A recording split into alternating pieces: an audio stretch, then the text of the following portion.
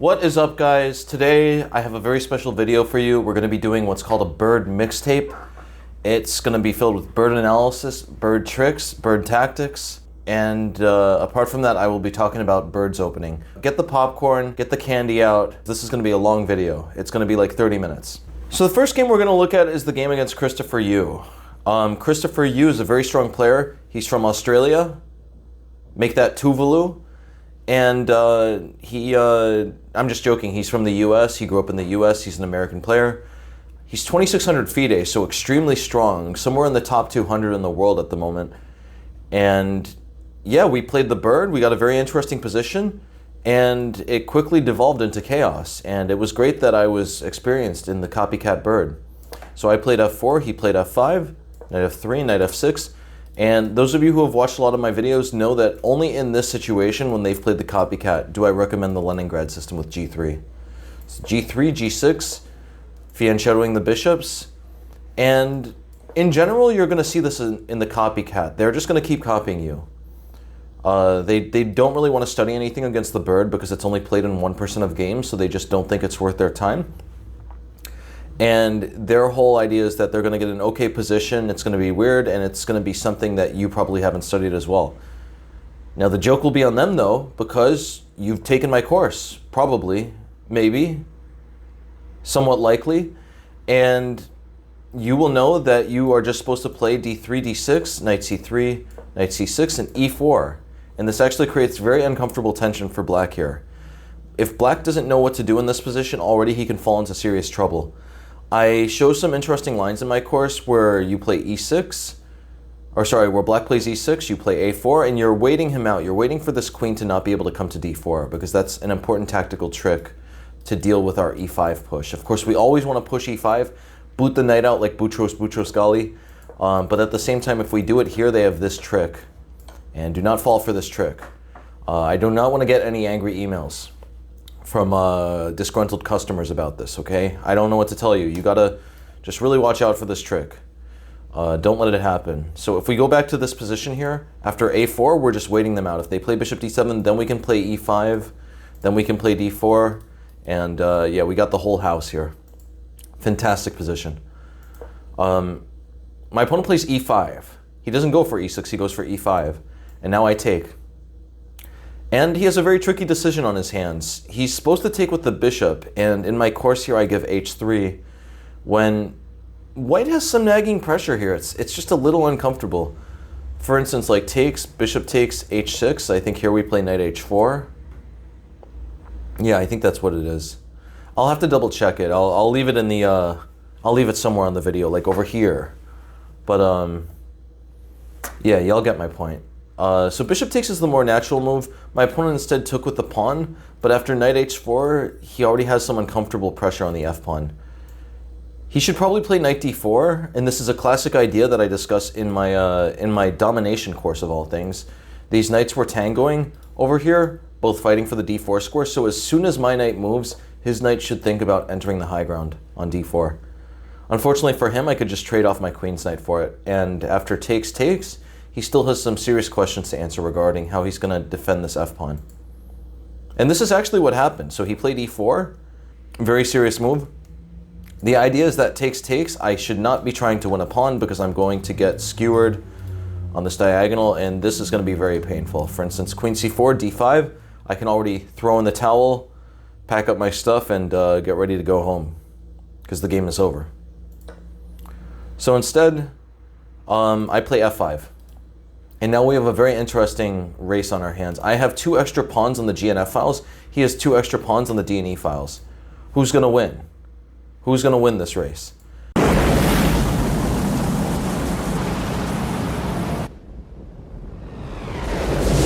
In these types of situations, it has to do so much with whose pawns are going to be inconveniencing the other person's pieces more.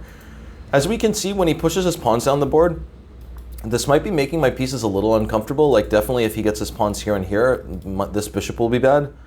But if we compare it to my pawns, within lesser moves, so at the moment if we just counted there, that was 3 moves to inconvenience one of my pieces. I can immediately inconvenience one of his pieces in 2 moves and inconvenience another piece with the next move. So that's a sign that I'm going to be winning this race. Call Forrest Gump. It's time to win this race. So in this position, my opponent played the very natural move d5. I played g4, just continuing forward, d4. This is a race after all. It's a race to the finish. Here, I think I wanted to play g5 first, but then I didn't like that he could play d3, and he's getting a tempo on my queen. And the idea is that after takes, my queen was dominating this knight in a very nice manner. And if I have to play queen f2, then all of a sudden knight g4 could happen. His bishop's coming to d4. This is anyone's game at this point. And by anyone, I mean not mine, because it's not my game. I don't think I'm winning this one. So instead, I threw in a check. The point of the check is not so much to force the king out, but it's more just to get a tempo to get my queen off of the square where d3 would come with a tempo. And now I can push g5. And already in this position, this is just dire. I think here, if we turn on the computer says, yeah, what is the computer talking about? Computer is going wild. I don't know what the computer's deal is. Computer's just going berserk. That's bananas that it's only 0.3. Scratch that from the record. No one needs to know about that.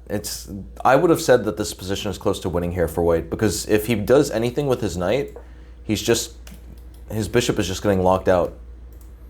And he's not going to have that much compensation for the pawns. I'm already attacking these two. I'm attacking both of them a single time. It's very unlikely that he's going to be able to maintain them, and at the very least, even if he does maintain them, they're going to come under pressure. They're not going to be an asset, but instead a liability. So going back here, he made a very good practical decision to play e3. The idea is that my bishop is going to be locked out for good, and if I take, he takes, I move my knight back, and he takes a second pawn. In this case, he's gotten 2 pawns. He's got fantastic bishops scoping the board. This is really anyone's game. I'm not sure what's happening here. I think if we turn on the computer, it might even say black is better. Yeah, look at that. And it makes sense as well. Like, my pieces are really ugly here. I don't have any obvious play. He only has 2 pawns for the piece, so it's not the end of the world, but yeah, we don't want to do this. So instead, I just want to chip away the structure. I want to chip and eventually just collapse the structure in on itself, so I play c3. I was very proud of this move. After the game, I patted myself on the back for this move because this was a fantastic move, I thought. So c3, breaking the pawns up. If he plays takes, I could just take with the... Well, if we take with the queen, we might be running into some issues here. So probably just take with the pawn. It does not matter that my pawns look ugly here. What matters is that I've broken the pawns up. e3 is now a weakness. And beyond that, I am going to collect a piece on f6 sooner or later. Because if the knight doesn't move, I'm going to take it. And if the knight moves, I just push f6. No problem either way. So after c3, my opponent played rook e8. And this is a very natural move. It just... I don't think he has anything, though, because if he plays d3, I just can snatch a pawn. So my opponent plays rook e8. I think that was a blunder, though. Yeah, this has to be a blunder, because now I'm able to get rid of his pawns. We'll take the pawn. And, did I take with the pawn, though? No, I took with the queen. I just wanted to get the queens off the board.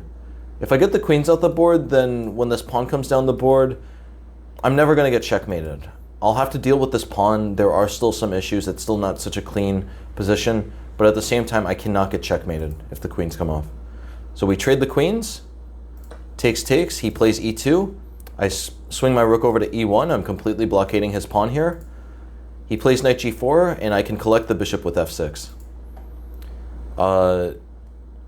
Well, I guess I can't collect it. He has f8 now. But the problem is that while one piece has been saved, this knight is now completely trapped here. It cannot go to pretty much any of these squares here. h3, and the knight is dead. Knight e3 would lose immediately to rook e2. I'm going to break through. I got a nice shish kebab on the e-file. So my opponent tried his last resort with bishop d6. His bishop is aiming for this important g3 square. I take bishop g3, but I can play knight f3. As long as I keep this pawn blockaded, I shouldn't have that many problems here. I'm up too much material. If he takes, it's going to take quite some time, but eventually I'll play king f2. I'll play bishop f4. I'll drill my bishop into e5, and once my bishop comes to e5, the rook will be permanently segmented from the e-pawn, and I will be able to collect it pretty easily. I could also play bishop f3, bishop e2 at the right time. I really want to bring your attention to how much easier it is to deal with one pawn rather than two. Like this position, for instance, as long as there are two pawns here, it's very hard to deal with them because the pawn behind can always come in front to poke a piece out at the right time, right? Like if I ever blockade the square here, he always might be able to play d3. It doesn't always look like it's going to work, but he might be able to do it. Meanwhile, with only one pawn, blockading only one pawn, such as in this position, it's just so much simpler. So h3, bishop d6. I take bishop g3, knight f3. He takes on g4. He's threatening to take and win a rook. Luckily, I could just play bishop d2 and defend everything. This rook will not be hanging after the trade on f3. He takes. I take with the rook. And the rest of the game, it flows really simply. My opponent just didn't have literally any trick. This game is completely over here. It's probably like +4 or something for white. My opponent did a great job of fighting on and trying to keep the game going, but it's just too little too late. I have too many good squares. I should be able to round up this e-pawn relatively quickly. Rook d8, bishop c3, king g8. I don't know why I played knight e5 here looking back. I should have just played king f2 and won the e2 pawn. This would have been the end of the game. Instead, I played knight e5. I was excited to put this knight on this good square, but in the process, it gets a little harder to take this pawn. I took on b7. I guess I just started snatching pawns here, so that was okay. But when we look at this position, okay, definitely taking this pawn is fine. It's a free pawn. He can't even do anything with rook b8. But by the same measure, it would have just been much simpler to just deal with this pawn by playing something like bishop f3 or king f2 and bishop f3. Like king f2, for instance, let's say that he gets out of the way with c6, bishop f3. I'm just going to recapture on e2. I have literally no problems here. And also f7 is now an issue with this bishop having been traded off of h5. Yeah, I'm thinking of that even now. I could have played... Why didn't I play bishop f3? Bishop f3 would have just ended the game. Takes, I check, I win a rook, and then I can pick up this bishop. So that, yeah, I started to really slip up here. I took on b7. My opponent played c5, trying to open the position. I definitely could have taken here. I don't think rook d1 would have been the end of the game. If rook d1, I have time for king f2, takes. I have not dropped anything. And if rook d8, I just have too many pieces on the board. I can play bishop f3 here. And the bishop is disconnected. Even so, I just tried to keep everything closed. I played d5, he played rook d6, bishop c6, rook d8. I played knight c4, trapping the rook. He sacrificed. And yeah, I did not want to give up too many pawns here. And in a weird way, because he's gotten rid of my light squared bishop, it's not actually that easy for me to resolve this e-pawn. So it took me a little bit of time. I played knight e5. He played rook d6. I've played king f2. He played h6. He's trying desperately to undermine the structure. I mean, there's so many different ways that this position is winning, but he really did put up a good fight to try to create some chances. I played rook g1, king f8, and yeah, here it's pretty astounding like how long he dragged the game on. I played knight f3, finally disconnecting the bishop from the pawn. And yeah, here he played rook d3, and I played rook g3. And I think he lost on time here. But it's over anyway. I'm about to take on e2. He can't really do anything. If he takes, I could just take this way. I have this square covered way too many times. He cannot do anything here. If he plays rook d1, I'm wondering what I would actually do here. I think I could, yeah, I'll just check. If king e8, then check. King d7, and among other things, I could just take. This should be a very easy win. Yeah, the rook is hit, but how is it actually going to defend this f7 push? Something like rook h1, f7. He can't stop me from making a queen. So yeah, that was my game against Christopher Yu. I hope you enjoyed it. So let's talk about this game against Roberto Mogranzini. Please, Italian speakers, let me know if I pronounced that name correctly. Yeah, at some point I'm gonna have to learn Italian. I don't know how I'm gonna make space for it. It sounds like such a cool language though. I gotta dip my toes in it at some point. I'm gonna have to spend like, I don't know, 6 months in Italy and maybe go to Eritrea as well.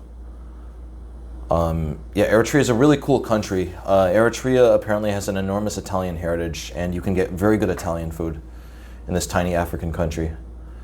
All right, so I played f4, my opponent played d5, knight f3, g6, e3, bishop g7, and a lot of you will know what to do here. If they play bishop g7, we play c4. We immediately strike at their center. I really want to urge you, you need to be very careful about doing this type of thing. You need to be extremely careful. If it goes the wrong way, then things could go very badly for you. Make sure never to do this if they already have the pawn on c5, for instance.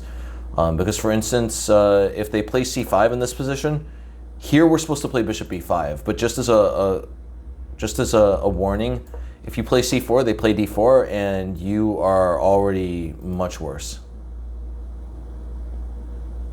You're slightly worse, but it feels much worse. So just make sure that they can't really play d4. If they play d4 here, the difference is that we're going to be able to force them to trade off their great dragon bishop. And this position I actually cover in my course. This is a very interesting position. It's more or less equal. Computer would rate it. I guess computer is rating it slightly better for black just because it's black's turn here, but I think that would rebound to equal or even slightly better for white. This position is very interesting here. We're sacking a pawn. If they take, we play d4, and we have enormous compensation here. Already white is much better in this position because the bishop is going to be able to peek out to h6 very soon. All right, so in the game, my opponent plays knight f6, which is a natural move. I take, knight takes, and d4. And the idea is we're going to be pushing e4 and trying to get a huge pawn center with pawns on d4, e4, and f4. This is what I really love about the bird, is that if they try to play like hypermodern defenses, this f4 move is just so useful. I guess I need to put some definitions in there. What is a hypermodern defense? A hypermodern defense is some defense that in which they're not trying to occupy the center with pawns. There's this whole like backstory behind it. The people that were starting out chess in the very beginning thought that you had to occupy the center with pawns, and then the hypermodernists came along maybe like 30 or 40 years later and insisted that you don't need to control the center with pawns, or you don't need to occupy the center with pawns. You just need to be able to develop piece pressure against the center in good time. And to settle that debate, the hypermodernists were largely correct. You can do it either way. You can play the opening in either fashion. So my opponent castled here. I played e4, taking a huge center. I would say that you can always develop this, you can always play hypermodern style against normal openings. Against the bird, though, it tends to get burned. It tends to get birded because you just have way too many pawns in the center as white. As we're going to see, my opponent is just going to get suffocated here. So I play bishop e2. This is what's recommended in my course, believe it or not. And yeah, the idea is if c5, d5, f5, e5. We're going to talk about this position a bit later. I got this position against Hikaru, and embarrassingly, I just did not remember what my course had said. So we'll talk about that soon. My opponent makes a big mistake. He plays f5 first. And the difference here is that now I can play e5 and completely shut his bishop out. This bishop is a dead man. It's never getting out. Maybe not a dead man. Sorry, dead man means it would be leaving the board. It's not a dead man. It's an imprisoned man. It's going to be in jail for a very long time. It's not able to get out. He's never going to be able to get out and escape this prison of the f4, e5 structure. How is this bishop ever going to get out? Maybe technically he could try e6 and bishop f8 and there, but then that kills this other bishop. So there's really no winning this situation. This is one of the classic examples of the bird being such a massive improvement over modern theory. In modern theory, we would have a pawn back on f2 and a knight on c3, and this would have arisen from the Grunfeld. And the difference there is that in these positions, white would have wanted to have his pawn on f4. Notice that with the pawn on f2, they would be able to play g5 and f4. And yeah, the pawn on f4 is such a big improvement here. There's no way that this bishop is going to get out in this position. So my opponent plays knight d5, occupying the center. I did want to mention one other thing. Astute observers will realize that if c5, d5, f5, e5 is the theory, why doesn't black just try to transpose to it here with c5? Well, the point is that we don't need to play d5 here. Now we could just take the pawn. Before, we did not want to take the pawn because it would unleash the bishop. For instance, in this position, if we take here, the bishop is unleashed. They're going to just trade, put their knight on a4, and already black is probably better. But this position is very different. The bishop is dead here. If they take, we could take back. Which way should we take? Well, if we take back with the king, this would work. Knight a4, b4. The fact that this bishop is blocked makes a huge difference. The mango on a1 is not hanging here. All right, so going back, my opponent plays knight d5, tries to keep everything under control. I castle. He plays knight c6, I play knight c3. I'm just fighting for the square. At the end of the day, I'm playing up a piece here. This bishop is going to be dead. I just need to bring the fight to him. I also have a very nice center here with an extra d-pawn. So white has an enormous strategic advantage here. He plays h6. He's trying desperately to get g5 in. It's just not going to work. He doesn't have enough time for it. I play queen b3, bishop e6, and already he's in the torture chamber. How is he going to deal with this? If he takes here, I just take with a check and I'm picking up a piece. He tried probably the last resort here. If he played knight a5, and that makes a lot of sense. He can't really do anything else. If he plays knight b4, I just play a3 and I'm going to dislodge this knight, and as soon as the knight moves, I'll be able to break through on d5. I'm starting to understand it now. h6, maybe h6 wasn't to play g5. Instead, he was just making sure that my knight couldn't poke his bishop out of e6. But that's just a sign that his position is really terrible if he has to burn a move on something like this for this uncomfortable a setup. So I played bishop c4. My opponent had to play knight a5, his only chance. And he's hoping on a prayer that I'll do something like queen a4, takes, and he might even be able to snatch a pawn here. And because my queen is under attack. Instead, though, I have a very nice move. I have a queen sacrifice. I take, he takes, and I'm getting 3 pieces. I'm going to take this thing with a check. He goes king h8. Sorry, he plays king h7. I misremembered that. And here I can take, and I have a completely winning position here. 3 pieces are much better than a queen in most cases. And, well, why is that? It's because they're 3 attacking units. They can gang up on something, and the queen could only defend it once. It really depends, though, on the nature of the position. If the position is very open, if the position is full of weaknesses and full of targets, sometimes the queen can overpower the 3 pieces. So it really all depends on the pawn structure. The more closed the position, the more cohesive the pawns, the better the 3 pieces are. The more shattered the pawn structure, I was going to say fractured. The more shattered the pawn structure, the more open and vulnerable the side with the 3 pieces side's king is. So yeah, if you have the 3 pieces, the more vulnerable your king is, then the better the queen will be in attacking and balancing different threats.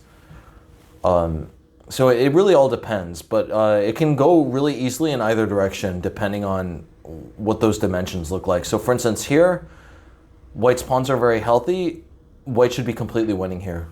If my pawns on the other hand were really shattered, black would be much better, maybe even winning. My pieces are really fantastic here. Look at this. This bishop just slices through everything. This bishop is in a beautiful alcove here. I call these tree houses. They're in between 2 enemy pawns, or two opposite colored pawns. This pawn stops it from being attacked from the front. This pawn stops it from being attacked from the side. And so this is a really perfect square. If you want to learn more about tree houses, you can feel free to get my intuition course, which talks a lot about this type of thing. So in this position, my opponent played c6, and there's really not much that I have to do here. I just need to make sure to put my pieces on good squares and start finding targets for my pieces. At the moment, his pawns are relatively healthy, but sooner or later, depending on how I play with the pawns, certain pawns are going to become weak. I played bishop e3, he played queen b6. I played king f2, defending my bishop. I want to throw in d5 at some point. He played queen c7, brought my rook to c1. I'm threatening to play d5 here. He played a6. Already, if I won, I could play knight d5, which would be cool, because I got a pin here. But I didn't see what I have after queen d8. After queen d8, I'll probably just have to move my knight back. It's really obvious, though, to tell that white is winning here, though. And why is that? Well, my pieces are just so much better than his queen. His queen is certainly not bearing the brunt of like championing his position. It's not doing anything. It is not the powerhouse that it needs to be. Whenever you have a piece and your opponent doesn't, and that marks some imbalance there, normally it's that piece that needs to be a superstar. For instance, when you have a rook against bishop and 2 pawns, your rook needs to be a superstar. Your rook needs to be shooting down the board. Your rook needs to have open files. In this case, his queen is the thing that I don't have, and he doesn't have anything to show for it. So in this position, I played knight a4. I'm eyeing this b6 square. He plays rook d8, and now I can finally play d5. And the idea is that my bishop might come to b6. Also, even my knight might come to b6. I'm just starting to win more and more material, and another thing is that we're about to take here and weaken some more pawns. If I'm able to achieve this trade of D takes, B takes, then both of these pawns are going to become weak. And he's going to have to suffer quite a bit. My opponent plays Queen A5, and I play Bishop B6. Or sorry, no, I don't play Bishop B6. I wanted to play Bishop B6, but I saw something even better. I played Bishop D2, Queen B5, and here you're probably wondering, Raven, what were you thinking? You could have just won a rook there. Why didn't you do it? Well, the point is that actually my minor pieces are fantastic here, and if I just play, already this queen is on the verge of being trapped here. If I play knight d4, it's almost trapped, but it has d3. Instead, though, I have a very sneaky trick here, d6. I'm clearing the way for c4. He didn't spot the threat, he just took, and I played bishop c4 and he resigned. But the game is pretty much over here. I'm threatening to take on e7. And bishop c4 is an enormous threat. Like, what is he going to do? There are two enormous threats here. If he plays queen d3, I just take on e7 and I'm winning another rook. And my pieces are all defended here. I'm just going to pick up another rook and he has nothing. Why was I able to win this game so easily? Well, first of all, his queen was very bad.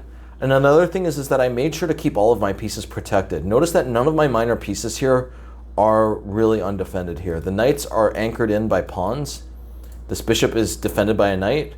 This bishop, on the other hand, is in that alcove. It's in a special type of alcove called a treehouse. And even though it's technically loose, even though it's technically hanging, it's almost impossible for it to be a target. So all these things combined, he really had no way to target my minor pieces, and for that reason, the game just went belly up for him. This game was very, very fun. You're going to see what I mean. This is a very, very cool game. I played this game like maybe a month ago, and I was so annoyed that I had not been doing a quest to 3000 during this.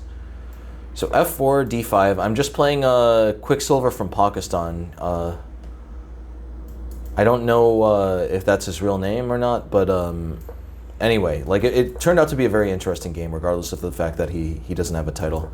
b3, bishop g7, bishop b2, castles, bishop e2, c5. So we got the classic fianchetto defense here. I play knight e5, and he already makes a mistake. He plays knight d7. He's allowing me to take, and I've given him these bad pawns here. How should I deal with these pawns, guys? At this point, you should know. If you've been watching this channel long enough, you should definitely know. And if you don't know, now you know, or you're about to. So takes, and we play c4. We fix these pawns in place. We do not want these pawns moving anywhere. We want this pawn on c5 to stay fixed and firm so that we can play knight c3 and a4 and target it. Also, normally when you give them this type of structure here, they're going to have a bishop here which wants to get out, and for that reason they want to be able to push d4. This is an exception to that circumstance, though, of course, because the dark-squared bishops are off the board. My opponent plays knight f6, I play knight c3.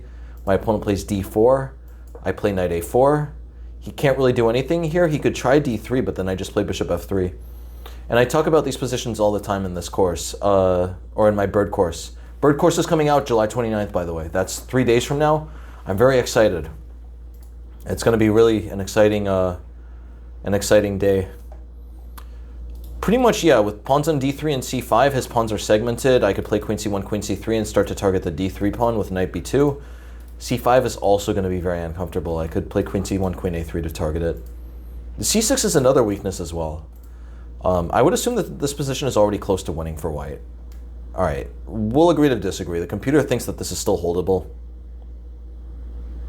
Don't pay attention to what the computer is saying. So instead, my opponent plays queen a5. He doesn't go for the d-pawn push. I play bishop f3. He plays bishop d7. I want to bring your attention to queen a5. Queen a5 is very interesting. On the one hand, he is defending his c5 pawn, but on the other hand, his queen is starting to become very dislocated from the king side. This is a circumstance that we're going to start to see begin to be a factor very, very shortly. I just want to start attacking on the king side for this reason, pretty much. I play e4. He plays rook fc8. I don't know what this move was about. I guess he was trying to free himself from this pawn weakness. The way this game went, he just was too focused on this weakness. He should have figured out a way to get his pieces more active, even if it was at the cost of that pawn. Because it's just, look at his pieces. They're too ugly here. So I played e5. I pushed. I pushed and I pushed. e5, knight e8. And why did I play rook f2? Oh, I played rook f2 to defend this pawn here. Yeah, I didn't want this queen to be able to take this pawn. As we can see, I'm preparing something, knight c7. I want to play bishop g4, bishop takes, queen takes. This is what happened. And all of a sudden now, you know, we look at his pieces. All of his pieces are on the wrong side of the board. Yeah, if all of their pieces are on one side of the board, just figure out a way to break through on the other side. Break through like a battering ram. f5 is coming. Rook f1 is coming. So many threats are in the air. What is he going to do? He plays e6. On the one hand, that sort of stops my f5 push. It doesn't really, but on the one hand, it sort of stops it. But on the other hand, look at this knight. This knight is so ugly. This knight is fit for the garbage can. I played rook f1. I'm building up f5.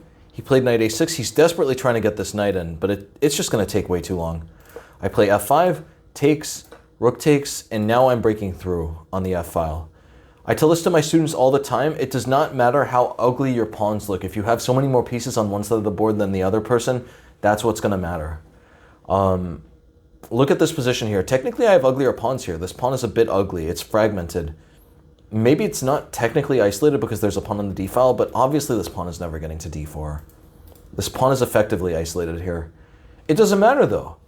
It doesn't matter. I have two rooks, a queen, and I can always throw the pawn forward just in a self-destruction mechanism to try to weaken his kingside even more. The guy plays rook f8, and here is where the magic really starts to happen. And this is why I really, really love this game. I play queen f4 here. I'm piling up on the f-pawn. It looks like I blundered this rook, though. Why did I do this? Why would I have given away the rook? Well, the thing is that this rook is sacrificed. It's hanging, and it cannot be taken. I'm going to check, check, and do something like rook f3 and just play for mate. He is not going to have anything here. I think rook f3 would work. Also, rook takes f5 would work with rook g5. But I guess here he could give away, he could figure out a way to give his queen by taking here and getting his queen over to the party in time. So, no, this would still be completely over, though. My queen is still a really dominant force here. I would just need to bring this pawn up. So I would play something like h4, h5, and h6, and this should be enough. I could also take on c6 as well. Yeah, actually, what am I thinking? Just take on c6. I'm hitting the rook, hitting the knight. I'm at least going to win several more pawns here. This should definitely be winning for white. So going back, my opponent did not want to go into that. Instead, he plays queen c7. He plays queen c7, he's holding on to f7. Now I gotta find a way to make another threat. How am I gonna find a way to make another threat, though? It's not that clear. It's not that simple. f7 seems to be defended enough. His pieces are a bit ugly, but what exactly am I gonna do? I could think about pushing h4 and h5. It's not like he can take this rook anytime soon, right? If he takes the rook, I always play queen g5, queen f6. I bamboozle him on the f6 square. So I could play h4, but in this type of position, when structurally speaking you don't have really much to offer and you do have a temporary superiority in forces over on that side of the board, notice that if I take my time, he's just going to play rook e8, rook e7, and he's going to be much better defended than before, or something like rook e8, rook e6. His defense is only getting better in the meantime, so I have to strike fast. I play rook h5, threatening queen h6, and again, due to that same mechanism, he cannot take here. I will do something like check, king g8, and rook f5, and mate is coming. If he plays rook e8, I can... Okay, if he plays rook e8, this is interesting. Check here. This is not so simple. I'm not even sure that white is better here. I probably have perpetual here, but that's about it. Instead, I have to play this move, queen h6, making sure that the king is kept out of f8. I'm threatening rook g5. Does he have rook e6 here? Did this whole tactic work? Wait, let me see something. Let's go back here. Is this winning or not? This is equal. This is equal, guys. Takes. This is just dead equal? I thought rook h5 was wow, I thought rook h5 was a winning sacrifice. I completely tripped up there. I completely missed that if we go forward in this position, takes check here, that his king can get out in time.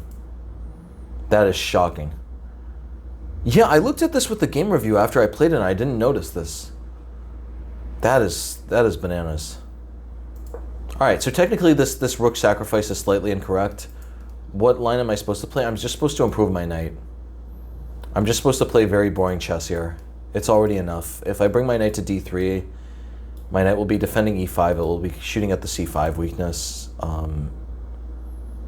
Yeah, that's also just a fantastic treehouse for the knight, now that I think about it.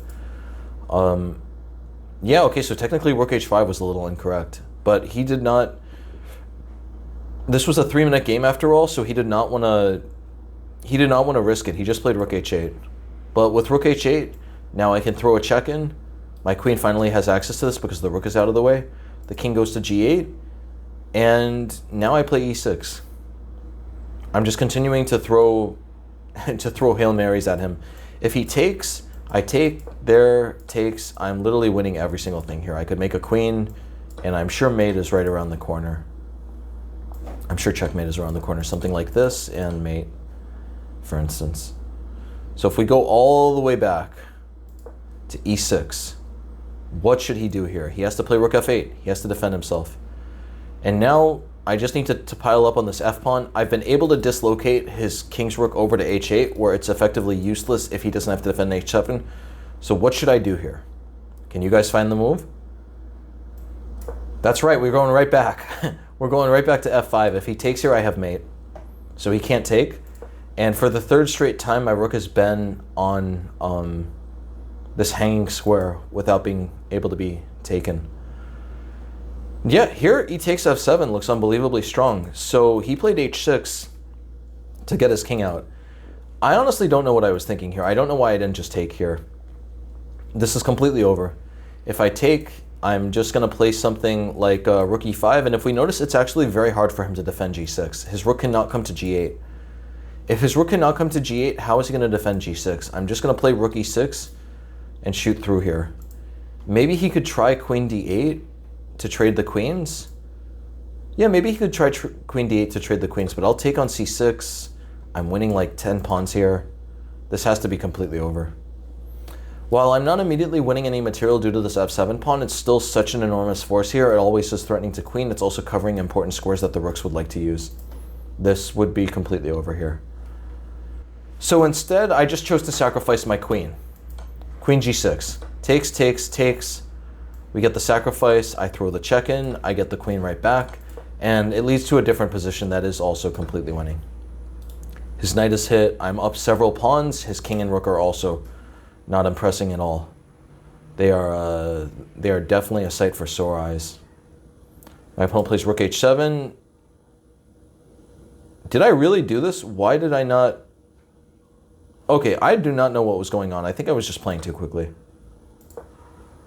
That's just bananas. How could I not? I think I saw that I was just going to win a different way, so I went for it. I don't know why I didn't just take here. If I take here, he's literally clicking the resign button. Instead, I took on h7. Yeah, in this position, I had seen that I could take on c5, and he cannot take on c5 on account of e7, so he has to play knight c7. Here I play a4, and I'm just throwing my pawn up the board. He plays king g7, I play a5, king f6. I think here I just kept pushing, yeah. a6, king e7, a7, king d6, and b4, and he has literally nothing to do here. He's going to have to wait around. I can even just start pushing my b pawn up the board. Because the problem is that if he ever tries to take my knight here, I play e7, and I'm going to queen one pawn and then queen the other. His knight cannot cover both of them. So this was a really wonderful win.